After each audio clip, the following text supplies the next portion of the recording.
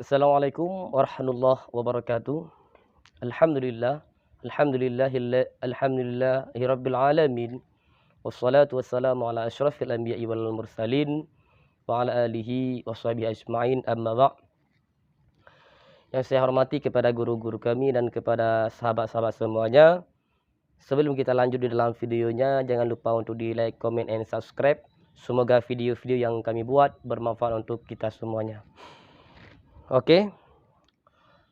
Pada kesempatan ini saya ingin membahas beberapa tanda orang-orang yang mungkin timbul ria ketika beribadah kepada Allah Subhanahu wa taala.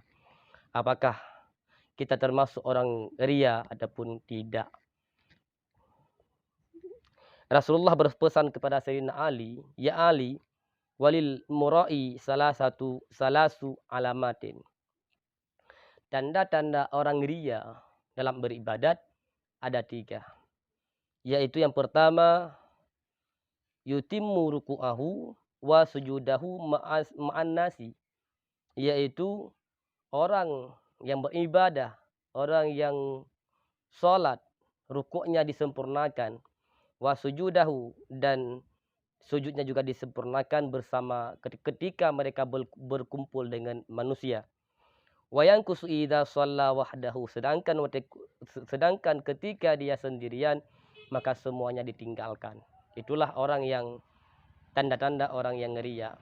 Tanda orang yang ria yang pertama adalah ketika mereka beribadah di kalangan keramaian, semuanya dilakukan, yaitu mulai daripada sujudnya disempurnakan, rukuknya disempurnakan di dalam kalangan keramaian.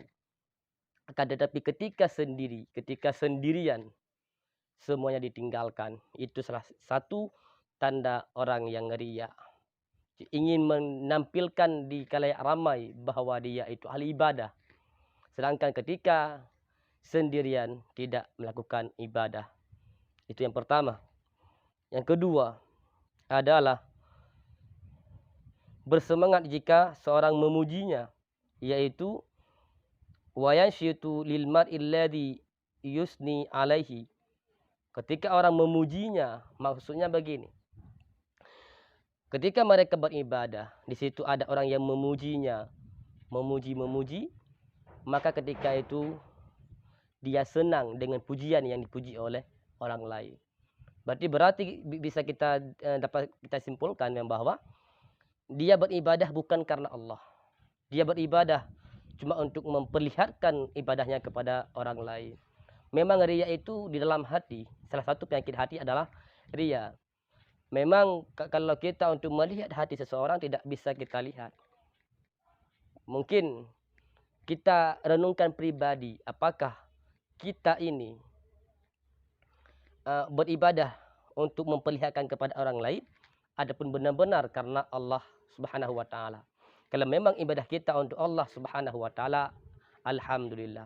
Akan tetapi kalau kita beribadah tujuan untuk memperlihatkan kepada orang lain, itu termasuk salah satu daripada perbuatan ataupun tanda ria. Yang ketiga adalah tanda orang ria, yazkurullah fi khala wa mala, yaitu berzikir kepada Allah hanya di tempat yang kosong dan di dalam keadaan sepi. Maka dari keseluruhan tanda tersebut, coba kita renungkan pribadi. Kita doakan bersama-sama agar ibadah yang kita lakukan semuanya karena Allah. Jangan karena orang lain.